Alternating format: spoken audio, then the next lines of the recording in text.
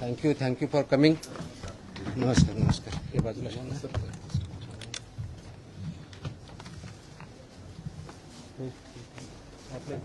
थोडला बोलला तुम्ही बसा. थोडं पाठीमाग घेऊ का? थोडं पाठीमाग सरू का?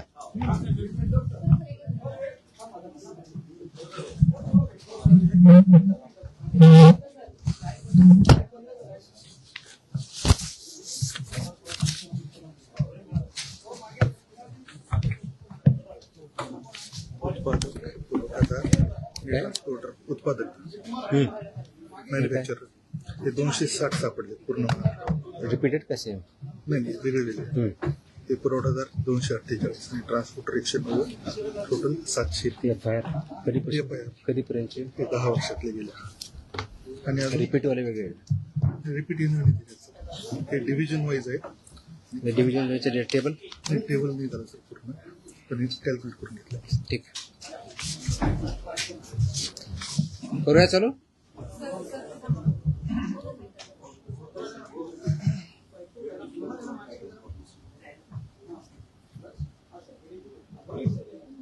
Okay. Welcome to the press conference. आज मुद्दामून एक महत्त्वाच्या विषयासाठी आपल्याला इथं बोलवलं आहे. गेल्या अनेक वर्षापासून आपल्याला माहिती आहे की महाराष्ट्रामध्ये गुटखाबंदी केलेली आहे. आपल्या FSSAI ॲक्टच्या सेक्शन 30 अंतर्गत प्रतिबंधित जे फूड आयटम्स आहेत त्याच्यामध्ये गुटखा आणि तत्सम आयटम जे आपले आहेत त्याच्यावरती गुटखाबंदी केलेली आहे. त्याच्यावरती आपण अनेक वेळा कारवाई करतो, रेड्स करतो, फाईन करतो, FIR करतो. त्याच्यामधल्या प्रोव्हिजननुसार जेल पण होते, प्रॉसिक्युशन पण चालू आहेत. परंतु प्रोहिबिटेड आयटम असतानाही, फूड आयटम असतानाही महाराष्ट्रातल्या ऑलमोस्ट सगळ्या ठिकाणी हा गुटखा विकला जातो आणि कंझ्युम केला जातो. ही रियालिटी आपण बघतोय. मग याच्यावरती पर्याय काय? एन्फोर्समेंट तर चालू आहे, ते आपण आता जास्त स्ट्रिक्ट करत आहोत, तर ते चालूच राहील. परंतु याच्यावरती काही डेटरन्स असा क्रिएट करता येईल का की ज्याच्या माध्यमातून, कारण प्रोड्युसर तर इथं नाही आहेत प्रोहिबिटेड असल्यामुळं, ते बाहेरून आपण जे याच्यामध्ये इन्व्हॉल्व असणारे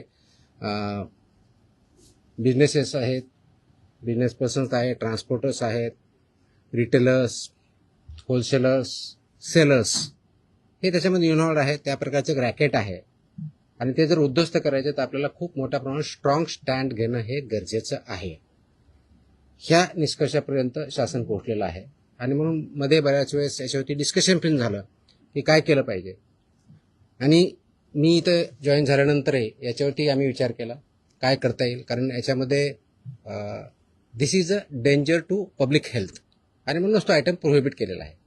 तर पब्लिक हेल्थला जर डेंजर असेल आणि तो आयटम प्रोहिबिट केलेला असेल तरीही त्याचा व्यापार होत असेल, तिथं ट्रान्सपोर्ट होत असेल, होलसेलर विकत असतील, सेलर विकत असतील आणि तो अवेलेबल होत असेल, तर त्याच्यावरती स्ट्रिंजेस्ट पॉसिबल ॲक्शन घेणं गरजेचं आहे.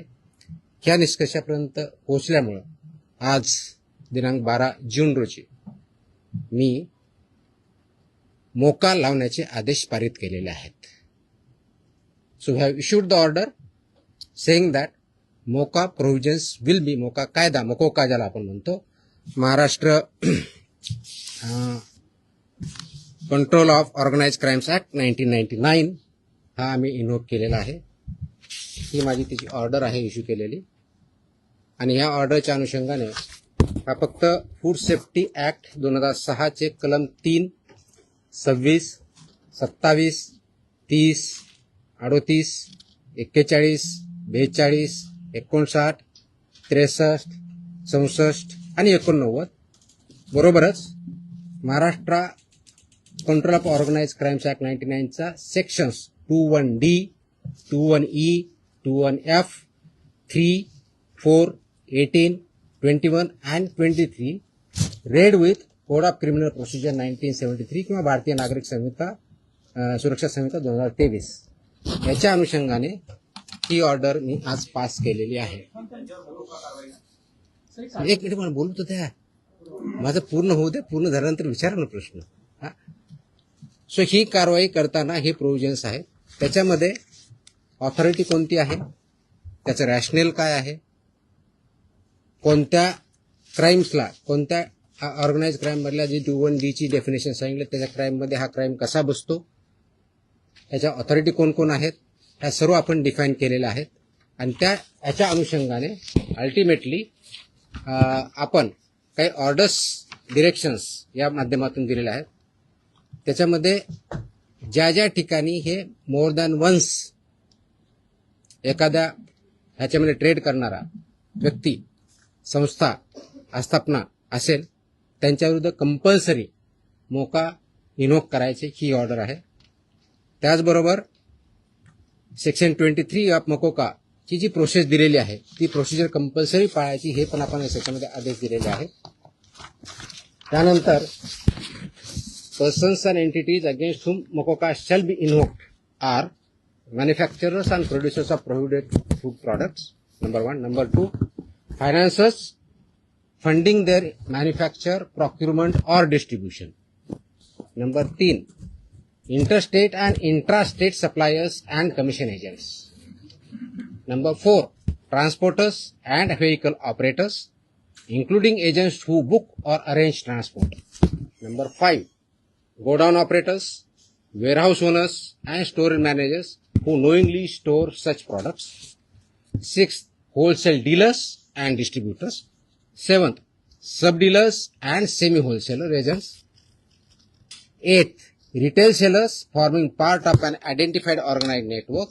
And 9th, any other person who knowingly facilitates, abets, conceals or assists any of the above. त्या इतक्या जणांविरुद्ध मोकोका वापरायचे ह्याच्यामध्ये आदेश आपण केलेले आहेत. त्याचबरोबर प्रिझम्पशन ऑफ एलिजिबिलिटी जी आहे ते फक्त याच्यावरती नाही तर प्रिझम्पशन ऑफ एलिजिबिलिटी हे आपण ज्यावेळेस म्हणतो की any one or more of the following is present, ते स्ट्रॉंग प्रिझम्पशन फेवर करणारं मोकोकाला हे प्रोव्हिजन वापरायचं. आणि no officer shall refrain without recording specific written reasons approved by joint commissioner. रिजनचं जे असेल त्याच्यामध्ये की इंटरस्टेट सप्लाय चेन और मॅन्युफॅक्चर नेक्सस हे आपल्याला वरती न्यायचं प्रिझम्पशन ऑफ एलिजिबिलिटीसाठी वापरायचं. Clandestine godowns, fake labels, dummy firms और फॉर्ज्ड इनव्हॉइसेस याच्यासाठी सुद्धा हा वापरायचा आहे. Simultaneous seizures across multiple districts pointing to a common syndicate त्याच्यासाठी सुद्धा वापरायचं आहे. करप्शन ऑफ इन्फोर्समेंट ऑफिशियल्स और intimidation of informants of witnesses यासाठी आपण वापरणार आहोत. Seizure value exceeding ₹10 lakhs in a single action or ₹25 lakhs cumulatively from the same account or network, आणि financial flows indicating systematic profiteering including hawala और बेनामी channels याच्या सुद्धा आपण ते एस्केलेट करण्यासाठी हे सुद्धा प्रोव्हिजन त्याच्यामध्ये आपण वापरणार आहोत. याची ओरिजिनल ड्युटी आहे ते आपण फूड सेफ्टी ऑफिसरवरती देणार आहोत. डेजिग्नेटेड ऑफिसरच्या ड्युटी आपण याच्यात ज्याला असिस्टंट म्हणून त्यांना डिफाईन केलेल्या आहेत, जॉईंट कमिशनरच्यात केलेल्या आहेत. नेटवर्क वाईड प्रॉसिक्युशन करायचं हे आपण सांगितलं आहे, पार्सल ऍक्शन घ्यायची नाही, कंप्लीट घ्यायची. आणि कॉन्फिस्केशन, अटॅचमेंट अँड फोरफिचरचं कसं करायचं ट्विन ट्रॅक स्ट्रॅटेजी ही पण त्याच्यामध्ये सांगितलेली आहे. त्याचं प्रॉसिक्युशन रजिस्टर मेंटेन करायचं सांगितलेलं आहे, बेलला अपोजिशन करायचं सांगितलेलं आहे, आणि procedure compliance with the criminal procedure code हे सुद्धा आपण मॅन्डेटरी केलेलं आहे. याचा सर्वांचा ऑब्जेक्टिव्ह जो आहे बेसिकली आपण मोका का वापरतोय, कारण हा स्ट्रिंजंट लॉ आहे, आय अंडरस्टँड, आणि त्याचं म्हणूनच खूप थॉट करून, विचार करून याच्यावरती कायद्याचे जे कलम आहेत, सेक्शन्स आहेत त्याचा अभ्यास करून this order is basically done to prosecute in the interest of food safety in violation but as an organized crime against public health. हा क्राईम पब्लिक हेल्थच्या अगेन्स्ट आहे. आणि आर्टिकल 47 ऑफ द कॉन्स्टिट्यूशन जे आहे ते स्टेटला मॅन्डेट करतं. That is where my order begins with. आणि तुम्हाला copy me देईलच, press note बरोबर ही कॉपी पण असेल, so that you can go through that order. It says the Article 47 of the Constitution of India cast upon a state primary duty to improve public health and in particular to bring about prohibition of consumption of substances injurious to health. हे already आपण prohibit केलेलं आहे, त्याचं implementation व्हावं, public health improve व्हावं आणि public health जी endanger होते ते कंट्रोल करता यावं या दृष्टिकोनातून मकोका कायद्याचे प्रोव्हिजन हे प्रोहिबिटेड आयटम जे 32 म्हणजे फसाई ऍक्टच्या सेक्शन 32 अंतर्गत जे आपण प्रोहिबिट केलेले आयटम आहेत त्यांच्यावरती आजपासून म्हणजे अगोदरच लागू करू शकलो असतं, पण आज आपण ती ऑर्डर काढलेली आहे and it will be implemented completely across the state of Maharashtra.